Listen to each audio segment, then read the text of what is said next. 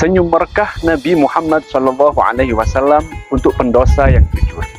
Kisah ini tertulis dalam kitab Al-Jawahirul Lu'lu'iyah fi Syarhil Arba'in An-Nawawiyah, halaman 164 sampai 165, percetakan Maktabah Al-Iman. Beda percetakan, beda halaman. Suatu ketika ada seorang sahabat mendatangi Nabi Muhammad SAW untuk mengadukan dosa besar yang telah dilakukannya. Wahai Rasulullah, sungguh aku telah melakukan dosa yang sangat besar. Apakah ada yang dapat melebur dosaku itu? Atau apa yang harus aku lakukan untuk melebur dosaku? Apakah dosamu lebih besar dari langit? Tanya Rasulullah kepadanya. Lebih besar dosaku, jawab sahabat tersebut. Apakah lebih besar dari dunia dan seisinya? Atau apakah lebih besar dari arsy? Nabi terus menginterogasi dengan beberapa pertanyaan. Ternyata jawaban sahabat itu masih sama seperti jawaban pertama. Lebih besar dosaku ya Rasulullah.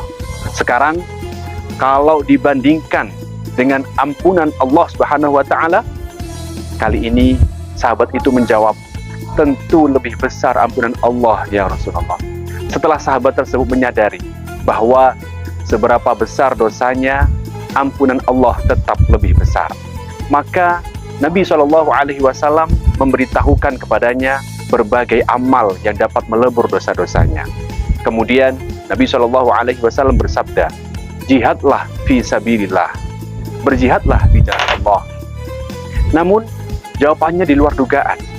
Sahabat itu ternyata menolak karena keberatan. Dia berkata, wahai Rasulullah, aku ini termasuk orang yang sangat penakut. Aku ini orang yang paling penakut. Keluar rumah di malam hari saja, aku harus ditemani oleh keluargaku. Jika tidak ada keluarga yang menemaniku keluar rumah di malam hari, maka aku tidak akan keluar sama sekali. Kemudian Nabi memberi alternatif lain. Kalau begitu, kamu puasa. Demi Allah, wahai Rasulullah, aku sama sekali tidak mampu berpuasa. Makan hanya dengan sepotong roti saja, aku tidak bisa kenyang. Apalagi puasa yang tidak makan dan minum. Jawab sahabat itu masih keberatan. Nabi pun masih memberi alternatif amalan lain. Kalau begitu, kamu sholat malam. Wahai Rasulullah, andaikan keluargaku tidak membangunkanku untuk sholat subuh, aku pun tidak bisa bangun untuk sholat subuh.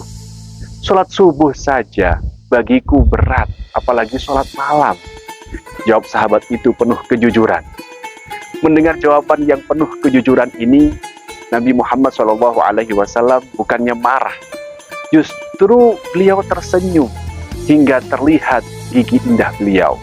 Dengan penuh kasih sayang, Nabi Muhammad SAW memberi alternatif amalan yang sangat ringan untuk menjadi pelebur dosa yang telah dilakukan sahabatnya. Nabi SAW bersabda, kalau begitu, bacalah selalu 2 kalimat yang ringan di lisan, namun berat di timbangan amal dan sangat disukai oleh Allah Subhanahu wa taala, Sang Maha Pengasih, yaitu Subhanallah wa bihamdi, Subhanallahil azim. Riwayat kisah ini selaras dengan hadis yang menyatakan bahwa kebaikan dapat menghapus keburukan. An Abi Dzarr Jundub bin Junadah wa Abi Abdurrahman Mu'adz bin Jabal radhiyallahu anhuma an Rasulillah sallallahu alaihi wasallam qala ittaqillah haitsuma kunta wa atbi'as sayyi'atal hasanata tamhuha wa khaliqin nas bi khuluqin hasan. Rawahu Tirmidzi wa qala haditsun hasan. Artinya diriwayatkan dari Abu Dzarr Jundub bin Junadah dan Abu Abdurrahman Mu'adz bin Jabal radhiyallahu anhuma dari Rasulullah sallallahu alaihi wasallam, beliau bersabda, bertakwalah kepada Allah di mana saja kamu berada dan susulkanlah kebaikan pada keburukan, niscaya pahalanya dapat melebur dosa keburukan, dan berperilakulah kepada manusia dengan akhlak yang baik. Hadis riwayat Tirmidzi.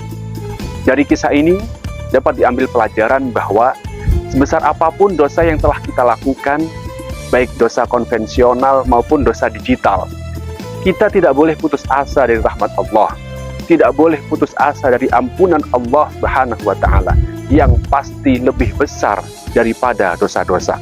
Selain itu, kisah di atas juga menunjukkan begitu besarnya kasih sayang Nabi Muhammad SAW terhadap manusia.